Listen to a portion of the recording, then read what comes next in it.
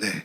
지지난주에 이어서 오늘 마무리하는 웨스트민스터 예배모범을 마무리하는 강의로 나아가겠습니다. 먼저 제가 이제 프린트물 6페이지짜리를 나눠드렸는데요. 이 6페이지짜리는 이정현 목사님이라고 예장 대신 저희 교단의 총회장을 하셨던, 그리고 지금 서울 성경신학대학원 교수시고 소망교회를 담임하고 계신 이제 그 원로 목사님이 계세요. 그래서 목사님께서 이거 잘 정리해 주셔가지고 저희가 한번 교육을 최근에 받았었는데 너무 좋은 내용이고 우리가 다 함께 알아야 될 내용이어서 제가 조금 더 요약해가지고 나누어 드렸습니다. 먼저 들어가는 말을 보시면 이제 웨스트민스터 예배모범의 역사적 배경이 있습니다. 이 역사적 배경을 알려면 우리가 먼저 이제 웨스트민스터 신앙 고백서가 뭔지 그 배경과 구성을 알 필요가 있는데, 앞에 보시면은 PPT에 웨스트민스터 5대 표준 문서가 있습니다. 우리가 여태까지 배웠던 웨스트민스터 신앙 고백서가 가장 주요한 문서가 되는 거고요. 플러스해서 웨스트민스터 소요리 문답, 대요리 문답, 웨스트민스터 예배 모범, 장로교 정치 제도, 이렇게 5개의 표준 문서가 있어요. 이게 1647년에 만들어지게 되거든요.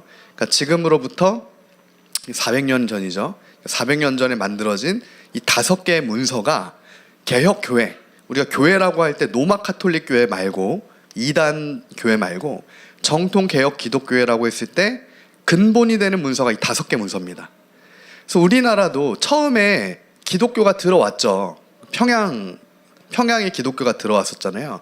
그때 가장 먼저 만들어졌던 노회가 평양노회라고 하는데, 그 평양신학교, 평양노회에서 동노회 신조 12신조라는 걸 만들어냅니다.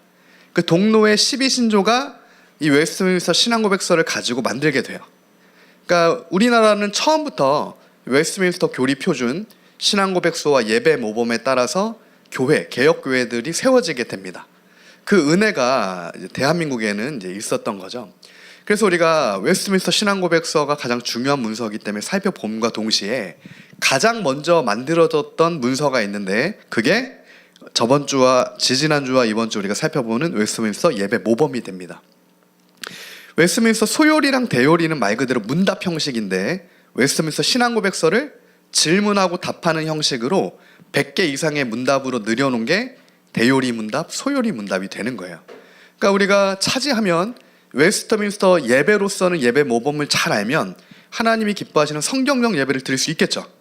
그리고 신앙에 있어서는 웨스트민스터 신앙고백서 33개 조항을 정확하게 알고 있으면 우리가 바른 성경적인 온전한 신앙생활을 또 할 수 있게 되는 좋은 지침을 우리에게 주게 됩니다.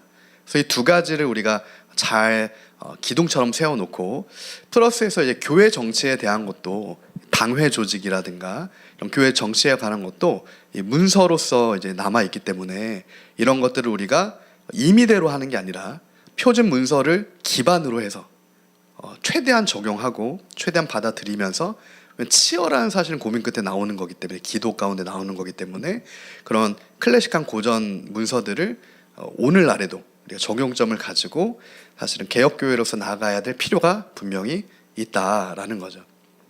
그래서 이 5가지 문서 중에 저희가 지금 신앙고백서를 이렇게 보고 있고요. 오늘 예배 모범을 한번 살펴보도록 하겠습니다. 먼저 웨스트민스터 예배 모범의 역사적 배경을 좀 같이 보길 원합니다. 1643년 6월에 영국 의회가 성직자들의 총회를 소집하게 됩니다. 이 역사적인 첫 회의가 1643년 7월 1일 영국 웨스트민스터 성당에 있는 헨리 7세 기념 예배당에서 열리게 돼요. 이 회의를 웨스트민스터 총회라고 합니다. 그러니까 웨스트민스터 총회는 1643년 7월 1일에 열리는 총회가 되는 거예요. 이때 누가 참석하냐? 국교회에는 참석을 못합니다. 그러니까 성공회에는 참석을 안 시키는 거예요. 국교 성직자를 제외한 성직자, 그러니까 당시에 스코틀랜드죠. 개혁교회 성직자 121명, 목사님, 평신도 30명, 그래서 151명이 참석을 하게 되고, 당시에 개혁교회 전통이 있었던 스코틀랜드에서도 4명의 목사와 2명의 장로님이 참석을 하게 됩니다. 다만 이들에게는 투표권이 없었어요.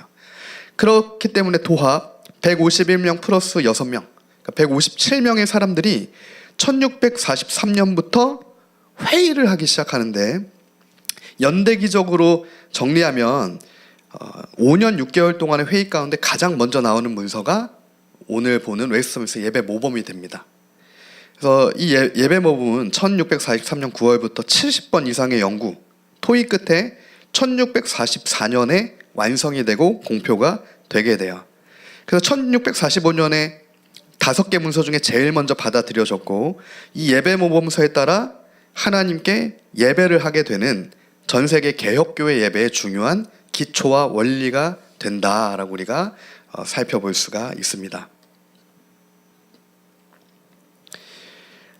다음으로 웨스트민스터 예배 모범의 원리를 함께 좀 더 깊이 살펴보길 원합니다. 웨스트민스터 예배 모범은 예배의 근본 원리로 삼을 수 있다. 이정현 목사님이 요약하시면서 이 한 문장으로 정리를 하셨는데, 우리가 예배란 무엇이냐라고 했을 때 각자 생각하는 예배가 다 다를 수가 있는 거예요. 나는 이게 예배라고 생각합니다. 나는 이런 형식이 있어야 예배라고 생각하고, 나는 이렇게 해야 예배라고 생각합니다. 그러나 각자가 생각하는 예배가 아니라 성경적 예배가 뭐냐 그러면 그것을 가지고 공통의 가장 성경적인 예배의 모범의 원리를 제시했다라는 거예요. 그래서 이 예배 모범을 우리가 근본 원리를 삼을 수 있다라는 전제로서의 동의가 필요합니다. 그럼에도 나는 받아들일 수 없다, 그럴 수도 있죠. 그러나 이것은 우리가 역사적인 정통 개혁교회의 역사성을 가지고 봤을 때 지금 현존하는 가장 합당한 근거가 된다라고는 우리가 받아들일 수 있다는 거죠. 첫 번째, 이 예배 모범서는 철저하게 성경을 중심으로 하여 성경에서 제시하는 예배를 구사하려고 했습니다. 이게 웨스트민스터 예배 모범의 원리 중에 가장 첫 번째 되는 원리가 되는 거죠. 성경 중심의 예배 모범서다라는 거예요. 이 예배 모범서는 성경으로 돌아가야 된다. 오직 성경이잖아요. 그 개혁 정신입니다. 1517년의 종교개혁의 그 정신을 이어받아서 성경에 나타난 예배의 가장 충실한 모습을 보여주고 있다. 이 개혁교회의 예배와 대조되는 게 뭐냐면 로마 카톨릭의 미사입니다. 로마 카톨릭의 미사와 개혁교회 예배는 전혀 달라요. 본질에서 다르고, 본질이 다르기 때문에 담는 그릇도 형식도 달라지게 되는 거죠. 성공회랑도 다른 겁니다. 그러니까 성공회는 로마 카톨릭과 같아요. 국교회죠. 근데 이 개혁교회는 말씀에 근거한 원리 원칙을 얘기하게 됩니다. 그래서 오늘 우리 교회들이 이러한 하나님 말씀에서 벗어난 예배의 요소들이 없는지 그것을 찾아보고 바로 알아서 오늘날 우리의 예배 가운데서도 이것을 적용해야 된다. 그래서 말씀과 기도와 찬송과 성례와 헌금과 여러 가지 요소들 있잖아요. 이런 것들이 전통에 근거하는 게 아니라 성경에 근거하여서 오늘날에도 우리가 받아들이고 알맞게 시행돼야 된다라는 겁니다. 그래서 혼합되거나 가볍거나 환경에 따라 이렇게 되는 게 아니라 하나님의 계시에 대한 인간의 반응이 중심으로부터 하나님께 드려질 수 있도록 그 예배를 성경적으로 우리가 주님 앞에 나가야 한다. 이것이 웨스트민스터 예배 모범의 첫 번째 원리가 됩니다. 두 번째는 웨스트민스터 예배 모범은 하나님 중심의 예배를 가르치고 있다. 굉장히 중요해요. 예배의 중심이 나냐? 그러니까 내가 오늘날 예배를 통해 은혜를 받는 게 목적이냐? 그렇지 않다는 겁니다. 그러니까 거기서부터 오늘날 많은 잘못된 예배들이 파생되게 되는 거예요. 그러니까 나의 어떤 감각을 만족시키는 예배, 내가 어떤 만족을 누리는 그런 예배가 아니라 하나님 중심의 예배, 그러니까 하나님이 영광을 받으시는 것에 포커스가 있는 거죠. 그래서 하나님만 유일한 예배 대상이 되기 때문에 하나님께 예배하는 사람은 예배 가운데 서로 대화하거나 높이거나 어떤 방해하는 이런 것이 있을 수는 없는 거죠. 그래서 홀로 하나님만 영광을 받으셔야 되는 것이고, 한일장신대 총장을 하셨던 정장복 교수님, 예배신학을 하셨던 교수님 같은 경우는 본 예배의 성격과 구성은 하나님의 은총과 그 은총을 경험한 성도들의 응답을 핵심적인 예배의 관계로 설명하고 있다라고 얘기합니다. 그러니까 예배 가운데 하나님의 은총이 임하고 그 은총이 성도들에게 부어지는 거죠. 그러니까 성도들의 응답이 또 그 은총에 대한 응답이 주어지는 거예요. 하나님의 은혜가 임하고 그 은혜에 대한 감사와 감격이 주님께 또한 올려지는, 그러니까 사실은 굉장히 하나님과 깊은 관계 가운데 들어가는 게 예배가 되는 겁니다. 그러니까 일방적이지 않은 거죠. 그러니까 실제적인 하나님의 임재가 있고 그 임재 안에서 우리가 하나님께 또 영광을 올려드리고 응답이 있고 그러니까 하나님의 중심의 예배가 성경적 예배다. 근데 오늘 예배 중심에 하나님 중심인 예배가 오늘 우리의 예배인가? 그것을 우리가 다시 점검해야 된다. 이게 이제 문제 제기죠. 성경에 벗어난 이질적 하나님이 아니냐, 토속 문화와 결합된 혼합주의의 신이 아니냐, 아니면 샤머니즘적인 또 숭배 대상으로서 하나님을 예배 대상으로 설정하는 게 아니냐, 그것을 점검하고 그렇게 되면 안 된다는 거죠. 성경의 하나님 중심의 예배가 되어야 한다. 자의적 숭배가 아니라 모든 예배 요소도 하나님께 집중하게 해야 되고 신령과 진정으로 하나님께 예배할 수 있게 해야 된다라는 겁니다. 그것을 웨스트민스터 예배 모범은 우리에게 두 번째, 하나님의 그 중심의 예배를 가르쳐주고 있다라는 거예요. 세 번째는 의식 중심의 예배가 아니라 하나님의 말씀을 성실하게 설교하는 것이 예배의 핵심이다라는 것을 웨스트민스터 예배 모범의 세 번째 원리를 삼습니다. 이것은 과거의 예배가 종교개혁기를 거쳤음에도 아직도 예배 중심의 의식 중심적인 요소가 잔존한다라는 거죠. 그래서 청교도 시절에도 개혁기와 마찬가지로 말씀 중심의 예배를 강조하게 됩니다. 그래서 오늘날 가만히 살펴보시면 설교를 대신해서 드라마 같은 걸 한다거나 설교를 대신해서 연극 같은 걸 한다거나 어떤 하는 말씀 중심이 아니라 듣는 사람 중심의 열린 예배 같은 것들은 굉장히 성경적이지 않은 굉장히 잘못된 것들을 많이 이제 뿌리게 되는 거예요. 그렇게 하나 둘 열을 해보니까 어떻게든 어느 지경까지 나간 겁니까? 토요일을 주일 예배다라고 하면서 토요일 예배를 주일 예배로 대체하는 지금 대형 교회에서 그런 상황까지도 벌어지게 되는 겁니다. 완전히 혼합되게 되는 거예요. 말이 안 되는 겁니다, 사실. 그런 것들을 우리가 잘 구분하고 다시 의식 중심, 사람 중심이 아니라 하나님 말씀 중심의 예배로 나아가야 한다. 당시에는 특이할 점은 성경 봉독 시간이 굉장히 중요했습니다. 왜 그랬을까요? 질문 하나 드릴게요. 그 당시에는 왜 그토록 웨스트민스터 예배 모범은 성경 봉독을 중요하게 생각했을까요? 명희 집사님. 성경의 기초이니까. 네, 신종환 집사님. 네. 네. 그렇죠. 우리 권사님, 왜 성경 봉독이 이렇게 중요했을까요?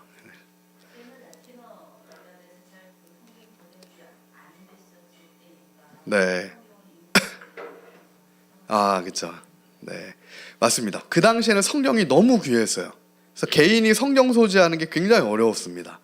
오늘날로 치면은 차 한 대, 뭐 좋은 차, 뭐 좋은 집 소유하는 것만큼 어려운 게 개인이 성경을 사실은 소장하는 게 되는 거죠. 이 당시 사실은 그렇기 때문에 교회에서 성경 봉독 시간을 통해서 하나님 말씀을 구약과 신약을 몇 장씩 그렇게 선포돼서 읽는 게 너무 중요했어요. 당시 카톨릭 같은 경우는 이때까지도 라틴어로 얘기를 했기 때문에 전혀 알아듣지 못합니다, 사람들이. 근데 개혁교회에서는 이거를 다 번역해서 루터부터 번역을 했죠. 그래서 알아들을 수 있는 말로 성경을 풀어서 성경 그대로를 전파해 주는 거예요. 그거에 비하면 오늘 우리에게는 얼마나 큰 은혜가 있는가. 우리 한 사람 한 사람에게 성경이 집에도 몇 권씩 있잖아요. 사실은 역사상 유례가 없는 그런 시대를 살고 있는 거죠. 우리는 그 성경을 직접 읽을 수 있는, 그래서 우리가 사실은 성경 말씀을 통해 하나님께 날마다 나아갈 수 있는, 예배로 나아갈 수 있는 그 은혜의 길을 주신 겁니다. 그래서 그 성경 읽는 게 너무 중요한 순서가 또 됐었고, 그만큼 그 성경대로 설교하는 설교가 굉장히 중요했고, 근데 카톨릭 같은 경우는 의식 중심이었기 때문에 성찬이 굉장히 중요했습니다. 성찬을 통해 구원을 받을 수 있다, 이게 카톨릭 교리인 거예요. 어떤 칠성례라고 하는 성찬에 참여하지 못하면 구원도 없다, 이렇게 얘기해버리는 겁니다. 전혀 성경적이지가 않은 거죠. 근데 오늘 우리는 그런 의식이 아니라 믿음으로 구원을 얻는다. 굉장히 심플한 겁니다. 믿음으로 예배로 나아간다, 이렇게 되는 거죠. 네 번째, 네 번째, 예전적인 기도를 배격하고 자유기도를 시작했다. 이게 굉장히 특이할 점인데, 이 부분도 예전적 기도라는 건 뭐냐면 기도문을 읽는 거예요. 그러니까 준비된 기도문을 그냥 읽는 겁니다. 그래서 그 당시에는 어느 상황에 맞는 기도문들이 쫙 나열되어 있고 그것을 그냥 읽게 되는 거예요. 그러나 웨스트민스터 예배 모범 때부터는 개혁교회에서는 성령의 인도하심에 따라 자유롭게 기도하는 것으로 나아가는 겁니다. 그러니까 성령의 감동을 따라 기도를 하는 거예요. 이게 굉장히 중요한 원리가 되는 거죠. 그래서 이 부분에 대해서 엄청난 논쟁이 이때도 있었겠죠. 그 전까지는 그랬던 적이 없으니까. 그 전까지는 자유기도를 한 적이 없고 그 전까지는 기도도 의식적으로 했기 때문에 엄청난 치열한 논쟁 끝에 자유롭게 성령 안에서 기도하는 게 성경적이다, 이렇게 예배모범의 원리로 확정을 하게 됩니다. 그래서 웨스트민스터 예배모범에 따르면 기도 시간이 공예배 가운데 굉장히 많아요. 오늘날보다도 더 많습니다. 예배 시간에 기도하는 시간이. 오늘날은 예배 가운데 보통 교회들이 기도하는 시간이 많지가 않은데 개혁교회의 그 표준에서는 기도 시간이 굉장히 많았고 그 기도마다 다 분명한 목적이 있었어요. 그래서 예배로의 부름이, 예배를 시작할 때 예배로의 부름이 있고 그리고 기도를 하고 성경을 봉독하고 설교 전 기도를 하게 됩니다. 설교 전에 기도가 있는 거예요. 참회 기도, 감사 기도, 중보 기도를 합니다. 그리고 내유시명 같은 경우는 이제 그 웨스트민스터 예배모범을 해석하면서 설교 전 기도로 첫 번째 긴 기도는 죄의 용서와 성화, 그리고 일용할 모든 것, 죄의 고백과 감사를 청중들과 특별한 관계로 결집시킴을 위한 기도였고, 둘째 기도는 말씀을 설교할 때 복을 내려 주시기를 간구하였으며, 일반적인 중보 기도는 설교가 끝난 후에 하였다라고 진술하기도 합니다. 그의 진술에도 참회 기도와 설교 전 기도와 중보 기도의 형태가 나타나 있음을 알게 되고, 성례와 성찬 집례 시에도 기도가 고유한 명칭으로 나타나고 마지막에 축도가 있다. 정리하면 예배 부름 이후에 기도가 있고요, 설교 전에 기도가 있고 설교 후에 기도가 있다. 이제 이런 분명한 기도가 있는데, 성경 봉독 전후로 해서 하나님의 말씀을 조명해달라고 하는 조명 기도가 있고요, 회개 기도가 있고 말씀 기도, 설교 후에는 말씀 기도가 있는 겁니다. 그래서 이러한 분명한 기도에 뜻이 있고 의미가 있고 성경대로 이것을 예배 가운데 녹여낸 게 예배 모범이 된다라는 거죠. 그래서 이것을 각 교회에서는 기도의 신학, 공기도의 종류, 시행 규칙을 가르쳐야 되고 훈련해서 예배 중 공기도를 성경과 신학에 맞게 합당하게 기도하도록 시켜야 되고, 공기도에는 고유한 면칭이 있음을 알고 그에 합당한 기도를 해야 된다라는 것이 예배 모범이 가르쳐주는 기도의 정석이다라고 이정현 목사님이 이제 요약을 하신 거죠. 다섯 번째는 성례의 의미를 분명히 전달하여 미신적이거나 터부시하는 경향을 방지했다. 이 성례에도 분명한 의미가 있는 거죠. 모든 예배 요소 가운데, 우리가 주님께 나아가는 모든 것 가운데 분명한 성경적 의미가 있는 거예요. 그래서 오랜 시간 동안 세례가 구원의 조건으로 그 당시까지 여겨져 왔습니다. 그래서 세례가 그 당시에 굉장히 중요했던 거죠. 세례를 참여하지 못하면 구원도 잃어버리게 되는, 이게 카톨릭의 가장 핵심이었는데, 근데 이것을 성경의 진리를 근거로 구원받은 사람에게 외적인 인침이 세례라는 것과 이것 또한 은혜의 수단임을 웨스트민스터 예배모범은 말하고 있는 거예요. 어떤 형식이 아니라 성령 안에서 우리가 성령 안에서의 인침을 받는 게, 그죠? 그리고 그 당시에 찬반 논란이 되고 있던 유아세례도 되게 말이 많습니다. 어떤 쪽에서는 유아세례 안 된다, 된다라고 하는데, 개혁교회에서는 유아세례를 인정합니다. 침례교단 같은 경우는 인정을 안 하는 데도 있어요. 근데 개혁교회에서는 그 역시 하나님의 은혜 방편임을 인정을 하게 되는 거예요. 또 하나 특이할 점은 성찬의 순서들이 또 성경적으로 잘 배열되어 있는데, 성찬 마지막에 감사기도, 구제 헌금을 마지막으로 하는 게 예배 모범에 있습니다. 그러니까 이런 것들을 오늘날 우리가 그러면 우리의 예배 가운데는 어떻게 적용해 볼 수가 있겠는가? 이 부분은 또 사실 많은 또 기도가 필요한 부분이겠죠. 지혜가 필요하고요. 그래서 이런 것들을 우리가 이렇게 잘 배워야 될 필요가 있다. 여섯 번째는 주일 성소를 굉장히 강조하게 됩니다. 예배 모범은 주일 성소를 강조하게 되는데 적극적인 것과 소극적인 준수를 다 사실은 강조하고 있어요. 근데 웨스트민스터 예배 모범과 신앙 고백서는 교회력을 다 거부합니다. 교회력. 그 카톨릭 교회, 특별히 교회력을 다 거부한 게 종교개혁이거든요. 그래서 우리가 사순절부터 해서 이게 다 이게 카톨릭 교리적인 절기이기 때문에 이것을 다 거부합니다. 그 사실은 우리에게 있어서 절기는 주일밖에 없습니다. 개혁교회에는 사실은 주일밖에는 절기는 없어요. 그럼에도 우리가 부활절과 성탄절 같은 경우는 그날 주님이 사실 오신 건 아니죠. 성탄절 12월 25일에 오신 건 아닙니다. 날짜를 몰라요 우리가. 그러나 또 그런 것들을 절기를 기념하기보다는 그렇게 주님을 함께 어떤 모여서 어떤 그러니까 절기로서의 그 중요성과 뭐 구원의 방편으로서의 절기가 아니라 그런 게 아니라 우리가 또한 주님을 기억하고 또 다시 오실 주님을 바라보는 또 그 차원에서 함께 소망을 가지고 또 예배로 나아가는 또 그런 것들이 또 이제 필요한 부분이 있는 거죠. 이런 부분이 있습니다. 근데 개혁교회에서 어느 개혁교회에서는 엄밀하게 지키는 또 개혁교회에서는 부활절, 성탄절도 안 지킵니다. 아예 그냥 모든 절기를 다 그게 성경적이다 이렇게 또 얘기하는 데가 있고, 근데 그런 것도 좀 저는 지혜가 필요하다고 봅니다. 그래서 우리 안에서 성경적으로 또 지혜롭게 그런 것들을 할 필요가 있다. 마지막 일곱 번째로 결혼, 신방, 장례 그리고 절기, 금식, 감사일에 대한 규정을 명확하게 했는데 결혼은 성례가 아니죠. 그러나 목사가 결혼의 주례를 하는 것과 장례도 마찬가지입니다. 신방도 그렇고요. 그 특별히 장례식에 대한 규정이 굉장히 세부적으로 있는데 시체 앞에서 찬송기도 성경 봉독을 하지 말라고 예배목은 되어 있습니다. 그러니까 시체 앞에서 찬송과 기도와 성경 봉독을 하지 마라. 다만 유족들을 위로하고 권면을 해라 이렇게 되어 있어요.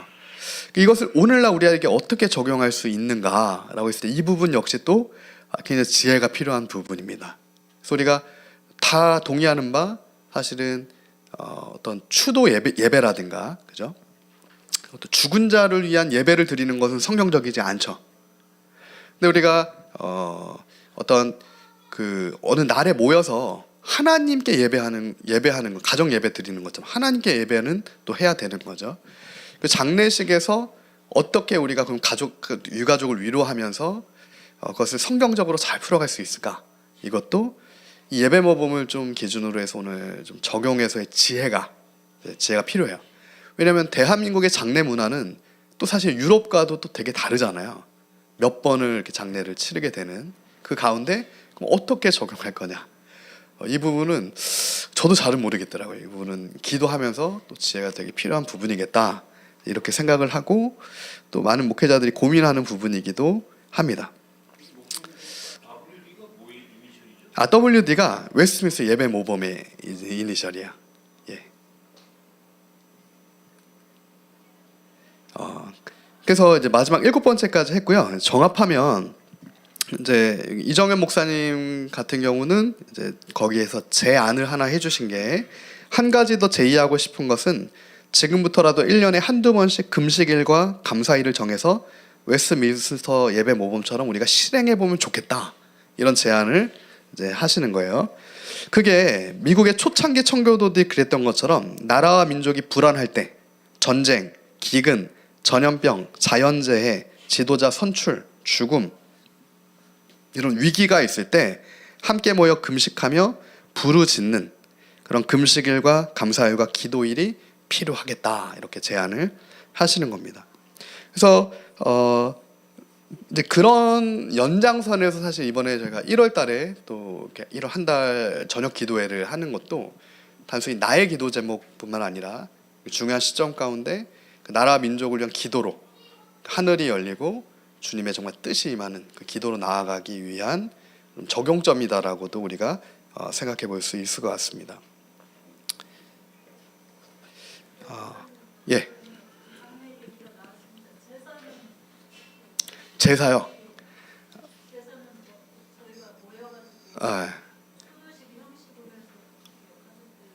제사 음식 차리는 거 말씀이시죠? 제사 음식. 기일. 근데 기본적으로 성경에서는 이제 그 사도 바울이 제사 음식도 먹지 말아라 이렇게 얘기하거든요.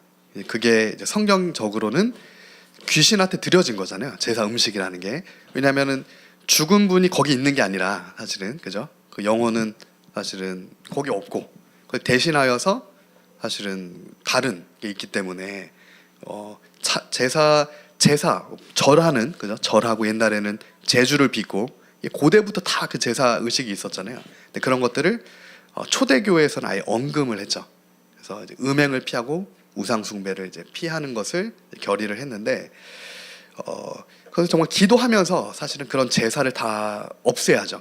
없애고 그리고 어떤 그 술을 붓는다던가 그죠? 절하던가 이런 것들은 다 이제 없애야 되는 거고요.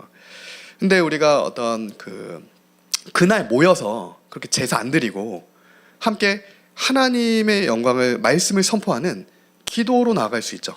기도로. 예. 그날 모여서 제사가 아니라 기도로 나아갈 수 있죠. 예, 그렇죠, 그렇죠. 예. 네. 명절 때도 우리가 제사 지내는 게 아니라 같이 기도하고 기도하고 말씀 보고 네네네. 그러면 그게 베스트죠. 예. 네. 근데 우리가 제사는 드리면 안 된다라고 성경이 써 있다. 예. 제사는 지금도 고사 지내고 막 하잖아요. 뭐 할 때마다 돼지 머리 올려놓는다든가 제사상 막 차리고 그죠? 다 의미가 있는 거잖아요. 오색실 이렇게 해가지고 이런 거 다 사실은 다 미신적인 거고 굉장히 이제 사단적인 거라서 성경에서 이제 금하고 있는 거죠. 그래서 마지막 끝으로 정리하면 지금 지난번에 한번 제가 말씀드린 것처럼 순서가 이렇게 되더라고요. 이제 예배에 부름이 있고 기도가 있고 찬송이 있고 설교 전에 기도가 있고 조명을 위한 기도는 설교 말씀에 대한 조명을 위한 기도고 설교가 있고 설교 후 기도가 있고 찬송이 있고 주기도문이 있고 축도가 있습니다. 그러니까 주기도문 같은 경우는 웨스트민스터 예배 모임에서 할 수 있는 한 주기도문을 예배 때 하는 게 좋다 이렇게 이제 못 받고 있고요. 근데 특이할 점은 사도신경의 고백이 아이 고백이잖아요. 나는이기 때문에 공동의 고백이 아니어서 공예배 때는 사도신경이 들어가지 않는 게 성경적이다. 이렇게 예배 모범은 얘기합니다. 오늘날 우리가 많이 좀 잘못 알고 있는 부분인 거죠. 그러니까 오히려 사도신경은 빼라 이렇게 얘기했고요. 주기도문은 넣어라 이렇게 얘기했습니다. 더하여 십계명 같은 경우도 공예배 시간에 하면 좋다 이렇게 얘기했어요. 십계명과 주기도문을. 그게 조금 특이할 점이고 그 역시 오늘 우리가 그러면 어떻게 이렇게 좀 적용해 볼 수 있을까? 충분히 고민해 볼 만한 문제인 거죠. 그래서 저는 이제 주기도문 같은 경우는 마지막에 우리가 예배 마지막에 주기도문 찬양으로 예배를 닫는 것도 굉장히 오늘날의 적용점으로서의 좀 성경적인 예배 모습이 아닐까 이렇게 생각을 하고요. 또 하나 특이할 점은 헌금 시간이 중간에 들어가지가 않습니다. 웨스트민스터 예배 모범에서는. 그래서 전에 들어오면서 하든 마지막에 하든 그렇게 되는데, 근데 그 역시 우리가 헌금은 들어올 때 하더라도 중간에 이제 어떤 기도로서의 그 하나님께 또 감사하는 그런 기도 차원을 어떻게 또 뭐 이렇게 적용해 볼 수 있을까? 이것도 좀 지혜롭게 고민해 볼 만한 문제다라고 또 생각이 듭니다. 그래서 이런 것들을 우리가 오늘 그럼 우리 교회는 어떻게 좀 성경적인 예배의 모습이 갖춰질 수 있을까? 이것을 함께 고민하면서 기도하면서 좀 만들어 보면 좋을 것 같고 지금 감사하게도 지금 저희가 어떤 찬송과 기도와 말씀이 끊어지지 않게 가는 게 성경적이지 않을까라고 해서 기도하면서 세웠던 것들이 웨스트민스터 예배 모범도 역시 끊어지지 않는, 그래서 광고가 없어요. 그러니까 예배 중간에 광고가 들어가는 게 아닙니다. 이게 들어갈 수 없는 건데 오늘날 많은 교회들에서는 예배 중간에 광고를 넣어서 예배를 딱 끊고 사람의 광고를 하고 이렇게 되는 게 사실은 굉장히 그 예배 흐름을 끊어버리는 결과가 맺게 되는 거예요. 그래서 예배를 다 끝내고 입으로 광고를 하든 이렇게 이제 하는 게 맞다라는 우리가 생각을 할 수가 있어요. 성찬에 대해서도 이제 권고, 성물에 대한 기도, 구별하는 기도, 복음서와 고린도전서를 봉독하고 기도, 성체 분할 분배, 떡과 잔을 분배하고 감사기도하고 마지막에 이제 성찬이 있을 때는 감사기도를 드렸는데 이때도 매주 하진 않았습니다. 상황상 개혁교회에서도 근데 자주 하면 좋다 이렇게 더 있는 부분이 있어요. 그래서 결론을 내겠습니다. 이제 이정현 목사님이 내리신 결론을 한 번 더 공유하면은 그동안 이제 장로교회 목사로서 예배 근간이 되는 웨스트민스터 예배 모범의 내용을 인지하지 못한 채 예배를 드리고 인도하지 않았나라는 생각을 해본다. 특히 바쁘다는 이유로 상식적인 예배 신학을 충분하다고 틀에 매이는 것보다 자연스러운 예배가 좋다고 고리타분한 옛날 문서라는 이유로 예배를 외면하고 소홀히 취급하지는 않았는가 스스로 생각해 보게 된다라고 얘기를 하시면서 그러므로 지금부터 우리가 다시 예배 개혁 요한계시록 4장 5장에 나오는 그 천상의 예배가 교회에서도 그대로 재현될 수 있도록 우리가 성경적인 예배를 드리도록 마음을 쏟자라는 제언입니다. 제언. 그래서 이것을 오늘날도 굉장히 유익한 유의미한 굉장히 또 필요한 얘기고 그래서 우리가 잘 적용하는 지혜를 구해서 잘 이렇게 또 세워갔을 때 말씀하신 대로 요한계시록 4, 5장에 나오는 그 천상의 예배 하나님 영광 받으시는 아름다운 예배로 나아갈 수 있지 않을까 생각하게 됩니다. 기도하고 마무리하겠습니다. 사랑 많으신 주님 감사합니다. 하나님 은혜를 구합니다. 긍휼 베풀어 주시옵소서. 예수님 이름으로 기도합니다. 아멘. 예배에 대해서 언제든지 좀 이렇게 정말 성경적으로 좋은 또 감동과 이렇게 말씀 주신 게 있으면 나눠 주시고요. 함께 또 지혜를 구하며 함께 또 만들어가면 좋을 것 같습니다. 혹시 궁금하신 부분이나 사항 있으실까요?